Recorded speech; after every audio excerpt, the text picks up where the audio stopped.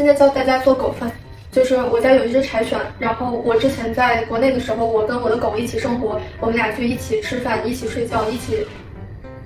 我跟我的狗特别能吃到一起去，因为我就不喜欢吃咸的。我之前说我没有买过盐，我是真的没有买过盐，因为我不爱吃咸的，我觉得盐会破坏食物本身的味道。我比较爱吃甜的，我比较爱吃巧克力，包括给它做零食，比如说做风干鸡肉片的时候，我们俩就都能吃。我煎牛排的时候，我不放油也不放盐，所以煎完了之后我一块它一块。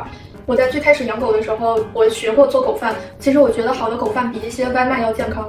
如果我今天有在制作的时候大家不满意的地方，大家觉得我不卫生或者操作不当，请不要担心我虐待动物，因为我做的只是给我自己吃，不是给狗吃。这是故意迷信号了。想学功夫修炼仙术，先征服这条山路。我在三清观里录个旋律和韵脚兼顾，看我点石成金。首先咱们扣一个罐头打底，就是直接这样扣进去。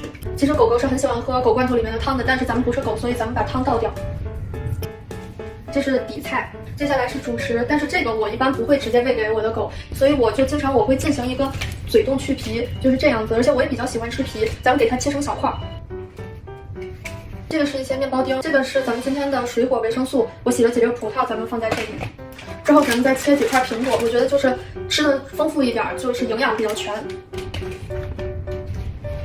现在就是这样，之后咱们进行到蔬菜环节，我们要切一点黄瓜丁，还有一点这个菜。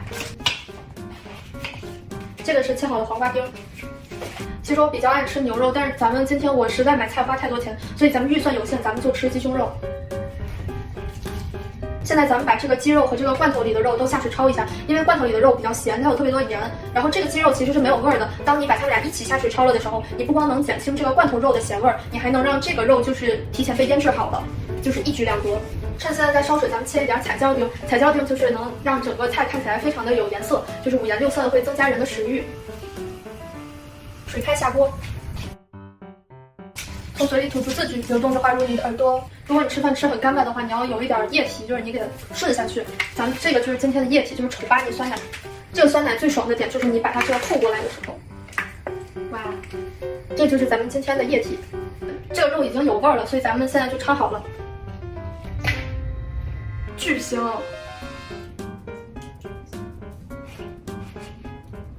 而且这个罐头贼便宜，这个罐头只要3块钱，然后就是这么多肉。最后一道菜要用坚果，首先我们煎一点这个我推荐过 N 多次的小披萨，就是这个你给它正着煎，然后反着煎，一会儿它就变得巨无敌好吃，相信我。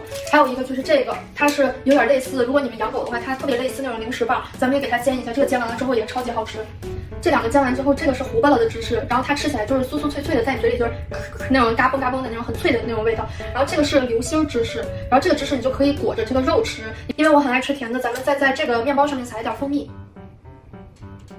这个就是咱们今天的狗饭。有人说我会不会自己做完之后不吃？我觉得非常客观的一个问题就是我买回来这些东西真的很贵，我的生活预算没有办法支撑我就是在买完这些之后，然后我再自己做完了到了，然后再点外卖，就是太 expensive 了，所以我这些都会自己吃完的。也欢迎大家来尝尝我的手艺，如果有机会的话。